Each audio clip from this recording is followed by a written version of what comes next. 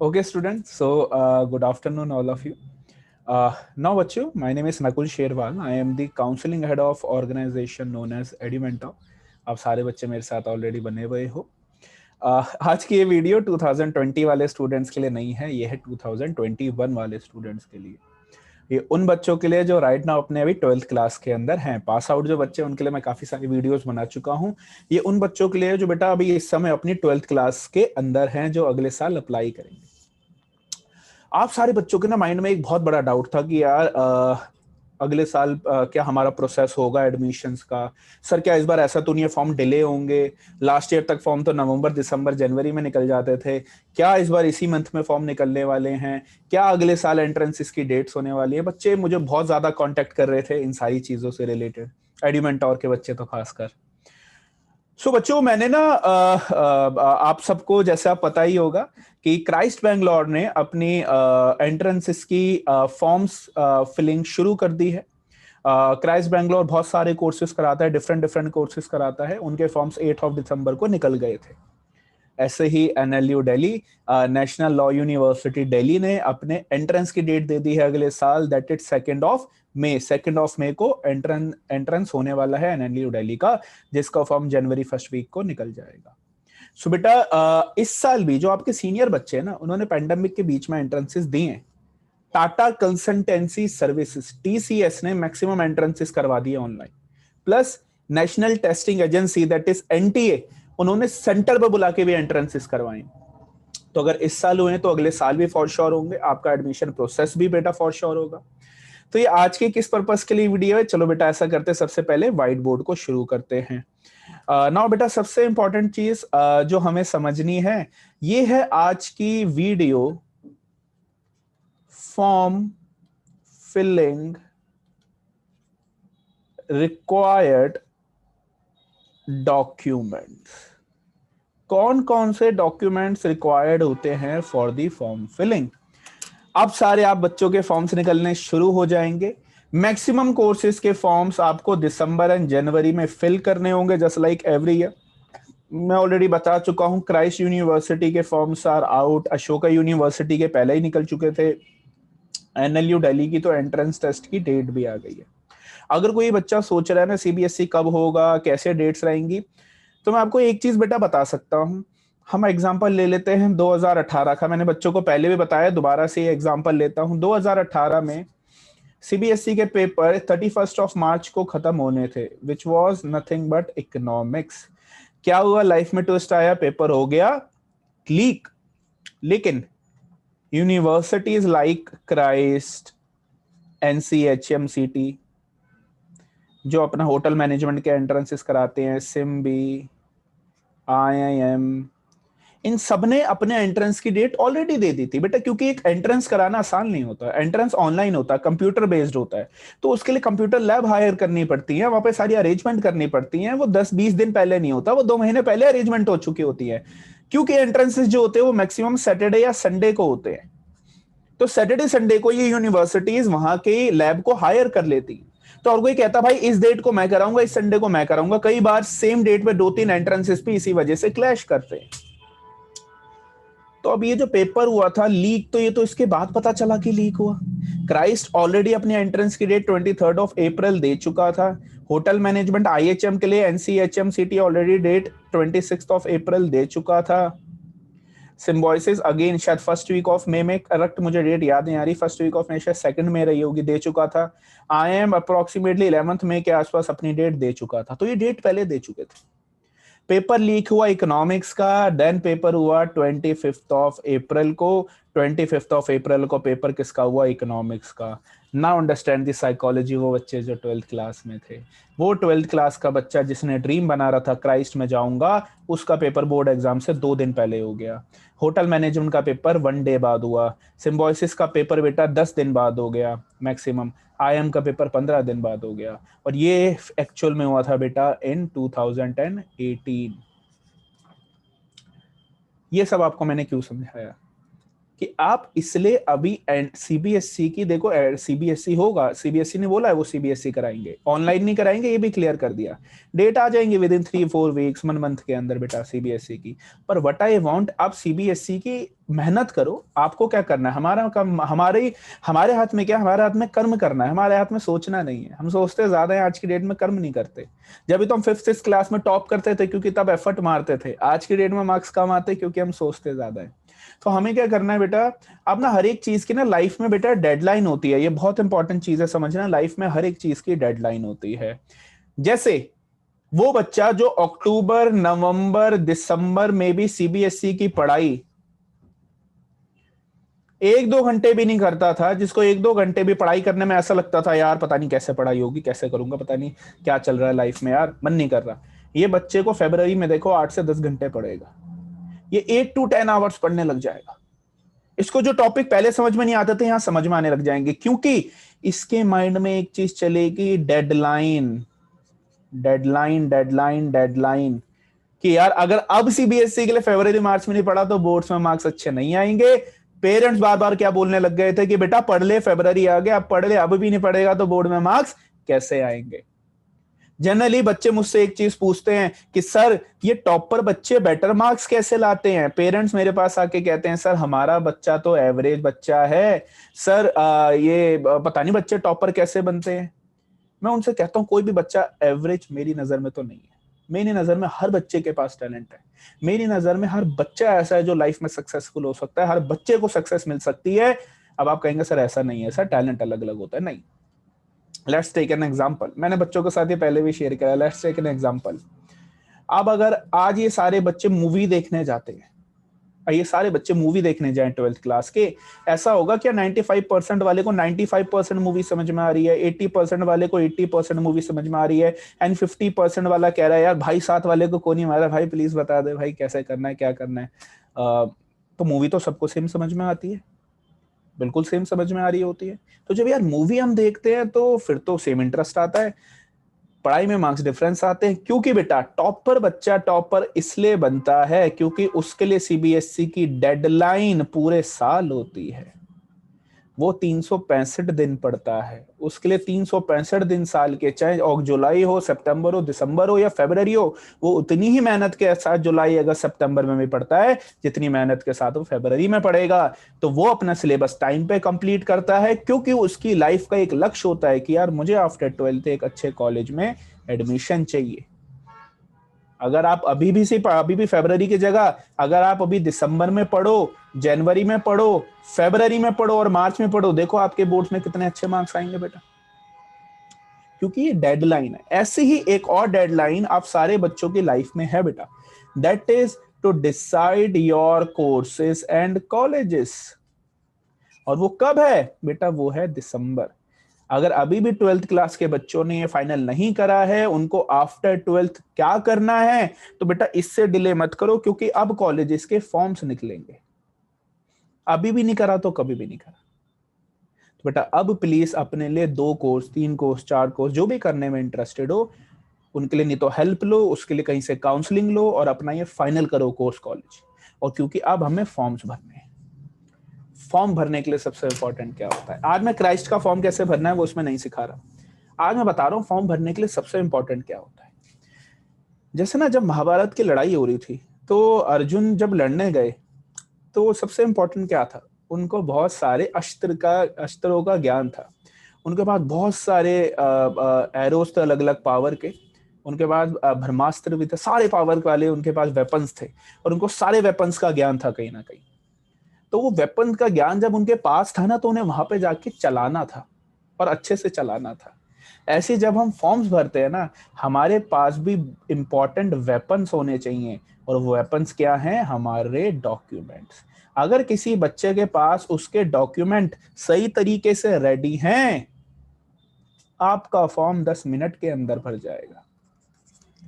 It will not take more than 10 minutes to fill up your form beta if you have right documents with you before filling up the forms. So आज की ये video है कि कौन कौन से basic documents हैं जो मुझे मेरे पास रेडी करके रखने हैं। फिर कोई ऐसी यूनिवर्सिटी होती है जो कुछ डिफरेंट मांगती है, पर मीनवाइल मैं अभी आपको बाय एंड लार्ज जो इंपॉर्टेंट डॉक्यूमेंट्स है वो बताऊंगा जो आपको अपने पास तैयार करके रखने हैं। तो सबसे पहले बेटा अगर हम इंपॉर्टेंट डॉक्यूमेंट्स की बात करें, सबसे पहले बेटा आपके पास होनी चाहिए पासपोर्ट साइज फोटोग्राफ, की स्कैन कॉपी, आपके पास पासपोर्ट साइज फोटोग्राफ स्कैन में होनी चाहिए। बेटा यार वो 8th और 10th की ना जिसमें आप छोटे बच्चे हुआ करते थे वो वाली फोटोज नहीं चलेंगी प्लीज। हर किसी यूनिवर्सिटी को रीसेंट फोटोग्राफ चाहिए होती, तो प्लीज अच्छे से कपड़े पहन के जाओ और एक फोटोग्राफ पासपोर्ट साइज खिंचाओ और उसकी स्कैन कॉपी आपके पास अवेलेबल होनी चाहिए। देन बेटा दूसरा होता है आपका सिग्नेचर स्कैन। सिग्नेचर स्कैन कैसे होता है बेटा, एक ब्लैंक डॉक्यूमेंट होता है, उस पे आप अपना कुछ भी सिग्नेचर करें और उसको स्कैन करवा ले साइबर कैफे से, या खुद भी फोन से स्कैन कर सकते हैं, स्कैनर जितनी भी एप्स होती है उसके थ्रू, तो सिग्नेचर स्कैन। थर्ड बेटा आपकी 10th क्लास की मार्कशीट को स्कैन कर लीजिए। 10th क्लास की जो मार्कशीट है आपकी, पहले उस मार्कशीट, अगर वो बड़ी वाली है, कुछ बच्चों के पास वो 10th की बड़ी वाली मार्कशीट होती है, तो पहले ना उसका A4 पे क्या करो, प्रिंट आउट करवा लो और फिर उसको स्कैन कर लेना, और अगर ऑलरेडी छोटी वाली है तो उसी को स्कैन कर लेना। देन बेटा 10th क्लास का सर्टिफिकेट भी होता है जो स्कूल से मिलता है, उस सर्टिफिकेट को भी आप स्कैन करा लेना। देन इसके बाद बेटा 5th आएगा आपके पास आपका left hand and right hand के थंब का प्रिंट स्कैन। एक बार मेरे को याद है मेरे पास एक बच्चा आया, सर मैं सारे डॉक्यूमेंट लेके आया हूँ। मैंने कहा अच्छा बेटा राइट हैंड लेफ्ट हैंड का थंब प्रिंट का स्कैन है? कहा हाँ सर बिल्कुल है। सो मैंने देखा उस बच्चे ने अपना फोटो कॉपी की स्कैनर पे अंगूठा रख के स्कैन करवा के लाया था। बेटा वो नहीं करना है, वैसा नहीं चलेगा बिल्कुल भी। आपको क्या करना है, अगेन एक ब्लैंक पेपर लेना है, अंगूठे में इंक लगानी है, पहले लेफ्ट वाले में, उसको वहां पे पंच करना, जैसे आप उसको करोगे फिर उसका स्कैन कर लेना, फिर राइट हैंड वाला लेना, उसको यहाँ पे बेटा इसका उसका प्रिंट मार्क ले लेना, देन उसको स्कैन करना, एंड वो आपके पास होना चाहिए। देन इसके बाद आपको चाहिए बेटा आपकी 11th क्लास की मार्कशीट स्कूल से और उसका स्कैन। अभी तक स्कूल से नहीं लिया तो आप ले लो बेटा, उसको स्कैन चाहिए होगा, क्योंकि कुछ कॉलेज जैसे क्राइस्ट में भी जितना मुझे याद है ये 11th की मार्कशीट मांगेंगे, उसमें एक नंबर होता है जो नंबर भी चाहिए होता है, तो प्लीज 11th क्लास की मार्कशीट को स्कैन करा लो। अच्छा 7th आपका आधार कार्ड। आधार कार्ड जो है बेटा उसको स्कैन करा लेना, यू नीड आधार कार्ड, ठीक है बच्चों। Then 8th caste certificate. बेटा अगर किसी बच्चे का कास्ट का सर्टिफिकेट है, let's say ST SC OBC Sikh minority, जो भी बेटा XYZ CW PWD, कोई भी बेटा आपके पास अगर कोई सर्टिफिकेट कोई है तो उसकी स्कैन कॉपी। अच्छा जो ये सर्टिफिकेट होता है ना OBC का और सिख माइनॉरिटी का, ये ना I am not sure about Sikh minority but I am sure about OBC का, ये बेटा आपको ना रिन्यू करवाना होता है हर साल, तो ये आपका रिन्यू होगा, जैसे 31 मार्च के बाद का होना चाहिए। सो अगर अभी कोई यूनिवर्सिटी आपसे सर्टिफिकेट मांगेगी तो वो आपको, अभी तो आप अपना पुराना वाला उसमें डाल सकते होगे, लेकिन बाद में कभी ना कभी आपको उसका रिन्यूड वर्जन देना होगा, तो ये रिन्यू भी आप टाइम पे जरूर करा लीजिएगा। देन बेटा इकोनॉमिकल व्हीकल सोसाइटी EWS का अगर किसी का पास सर्टिफिकेट है तो बेटा वो सर्टिफिकेट को भी स्कैन करा लेना। अच्छा देन 10th होता है बेटा आपके पास एक होना चाहिए debit card credit card, debit और क्रेडिट कार्ड, क्योंकि ना इसी के थ्रू बेटा ऑनलाइन पेमेंट होनी है फॉर्म्स की, तो एक ऐसा डेबिट क्रेडिट कार्ड रखो जिसका OTP आपके नंबर पे आता हो। कई बार बच्चे डेबिट कार्ड लाते हैं, फॉर्म भरते, OTP नहीं आता, आधा घंटा वेस्ट हो जाएगा उन बच्चों का। ऐसा डेबिट क्रेडिट कार्ड जिसका बेटा OTP आता हो, मैं तो सजेस्ट करूंगा बच्चों का एक अकाउंट खुलवा लीजिए और उनका अलग एक डेबिट कार्ड बनवा लीजिए, उस अकाउंट में उतने पैसे डालें जितने फॉर्म भरने के लिए जरूरी है। मेरे ख्याल से 12th क्लास के मैक्सिमम बच्चों के फॉर्म 10 से 15 हजार में सारे फॉर्म भर जाएंगे। 10-15 हजार रुपए बच्चे के अकाउंट में डलवा दीजिए, एक नया अकाउंट खुलवा के, और उसी के डेबिट कार्ड से फॉर्म भरिए, ठीक है।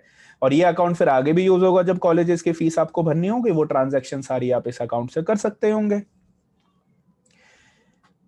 तो अब मैं एक बार देखो जरा कोई डॉक्यूमेंट रह तो नहीं रहा। हमने 10th की मार्कशीट सिग्नेचर कर लिया, passport size photo, 10th class marksheet, 10th class का सर्टिफिकेट, आधार कार्ड हो गया, कास्ट सर्टिफिकेट हो गया, ईडब्ल्यूएस का हो गया, डेबिट क्रेडिट कार्ड हो गए, लगभग हमने सारे डॉक्यूमेंट कर लिए। और सोचने दो मुझे अच्छे से, हम और क्या हो सकता है। हाँ बेटा, देन आपके पास अगर कोई बच्चा एक्स्ट्रा करिकुलर एक्टिविटी करता है, ये सिर्फ डीयू में यूज होता है एक्स्ट्रा करिकुलर एक्टिविटी, तो वो एक्स्ट्रा करिकुलर एक्टिविटी का भी बेटा आपके पास अगर नेशनल लेवल है, जोनल लेवल है, अच्छा क्या होता है ये एक्स्ट्रा करिकुलर डीयू में क्या होता है, सब समझाऊंगा टाइम आने पे, अभी उसका टाइम नहीं आया है, वो है 2021 में समझाएंगे। अभी ये समझ लो, ये सर्टिफिकेट को भी स्कैन करके अपने पास रख लेना बेटा। और मेरे को सोचने दो, और कोई डॉक्यूमेंट अगर रहता है, फोटो डाल दी, सिग्नेचर डाल दिया, 10th की मार्कशीट डाल दी आपका। अच्छा एक जगह ना लिख के अपना एड्रेस लिख के रख लो एक जगह। कई बार क्या होता है हम ना एड्रेस में ऊपर नीचे कर देते हैं, तो एड्रेस बेटा एक जगह लिख के रख लो कि एज इट इज वहां से देख के फॉर्म में भरा जाए, सो दैट कभी एड्रेस आप गलत ना भरो, और जिससे बच्चों को कोई भी फॉर्म गलत ना हो। और क्या पॉइंट हो सकता है, और क्या पॉइंट हो सकता है। अच्छा बेटा, जब भी आपने डिटेल भरे बहुत ध्यान से भरे बच्चों, क्योंकि ऑनलाइन में अगर एक बार आपने गलत भर दिया तो बहुत दिक्कत हो जाएगी, तो प्लीज आप ऑनलाइन भरे। अच्छा अब एक और पॉइंट बताता हूं, आप जरूर चेक करें कि आपके जो पेरेंट्स है या आपका जो खुद का नाम है, स्टूडेंट नेम और पेरेंट्स नेम, बेटा वो ना आपकी मार्कशीट में, और अगर किसी के पास सर्टिफिकेट है, कोई भी ST ST OBC कोई भी कास्ट सर्टिफिकेट है, उसमें सेम होना चाहिए। अगर ये डिफरेंट है तो इसका एक एफिडेविट बनता है, इसका एक एफिडेविट डेविट बन जाएगा, वो एफिडेविट बनवा लीजिएगा। ठीक है, वो एफिडेविट जैसे आप बनवा लेंगे तो आपका काम हो जाएगा। जो भी स्टूडेंट नेम और पेरेंट नेम का एक एफिडेविट बनवा लीजिएगा, ठीक है, नोटरी से, सो दैट कि ये पर्सन का या पापा का या मम्मी का ये राइट नेम है, उनको पता होता है नोटरी वालों को फॉर्मेट। तो ये जरूर आप एक बार अपना चेक कर लीजिएगा। I guess we are done with हमारे वेपन्स। ये सारे वेपन्स, अब ये सारे वेपन्स होने कहाँ चाहिए, ये सारे वेपन अपने पास पेन ड्राइव में सेव कर लो। ठीक है, आप सबके पास ये पेन ड्राइव में सेव होने चाहिए। अब पता है क्या होता है, यूनिवर्सिटीज वाइज ना थोड़ी सी ऊपर नीचे गाइडलाइंस आती हैं। क्या ऊपर नीचे गाइडलाइंस आती है, कोई यूनिवर्सिटी कहेगी भाई ये पासपोर्ट साइज मुझे इतनी KB के अंदर चाहिए, तो मैं सजेस्ट करूंगा पासपोर्ट साइज फोटोग्राफ 100 KB से लेस होनी चाहिए, सिग्नेचर आपका 20 KB से लेस होना चाहिए। अगर इससे भी कम ज्यादा होता है तो फिर वो उस समय में करना होता है। तो मैं क्या सजेस्ट करूंगा आपको, एक इस पासपोर्ट साइज और सिग्नेचर की एक जो आपने स्कैन कराया है वो कॉपी रखना पेन ड्राइव में, और एक 100 KB वाली और 20 KB वाली, मतलब कम KB की भी एक स्कैन की कॉपी करके रखना अपने पास। ये इंपॉर्टेंट है, इसमें भी कई बार टाइम वेस्ट हो जाता है KB कम ज्यादा करना। बाकी एडुमेंटोर के स्टूडेंट को ये आगे मैं हमारे जो फॉर्म फिलर एक्सपर्ट्स हैं, मैं भी खुद भी पर्सनली भी आपको गाइड कर दूंगा कि कैसे कम ज्यादा होती है जब हम फॉर्म फिलिंग के बारे में डिस्कस करेंगे। तो बेटा अब ये सारे, अच्छा एक पेन ड्राइव में प्लस अपनी मेल ID पे भी मेल कर लो, मेल ID पे भी मेल कर लो। पेन ड्राइव खो गया फिर सोचोगे यार फिर स्कैन करवाने जाना पड़ेगा। छोटे बच्चे पेन ड्राइव खो देते हैं, कई बार तो बच्चे क्या करते हैं, साइबर कैफे में गए, साइबर कैफे में पेन ड्राइव वहीं लगा छोड़ आते हैं, तो साइबर कैफे वाला वापस तो नहीं करेगा, वो तो कहेगा यहाँ पे था ही नहीं। तो बेटा इसलिए पेन ड्राइव में भी सेव कर लो और साथ में अपनी मेल ID पे मेल भी कर लो, जिससे आपके पास पक्के हो जाए, मेल ID से कहीं नहीं जाएगा, रादर गूगल ड्राइव में सेव कर लेना, वहां से कहीं नहीं जाने वाला। ठीक है, ये बेटा कुछ डॉक्यूमेंट्स थे जो आपको वेपन्स तैयार करने, अपने डॉक्यूमेंट्स तैयार करने हैं। अगले वीक से बेटा एडुमेंटोर के बच्चों के लिए फॉर्म फिलिंग शुरू हो जाएगी, उनकी गाइडलाइंस उनके पास आ जाएगी उनके ग्रुप में। थैंक यू सो मच बच्चों। चैनल को आप बेटा जरूर सब्सक्राइब कर लेना, क्योंकि यहाँ पे इसी चैनल में आपको आगे अपडेट्स मिलती रहेंगी, तो please you can do the same. ठीक है बच्चों, थैंक यू सो मच।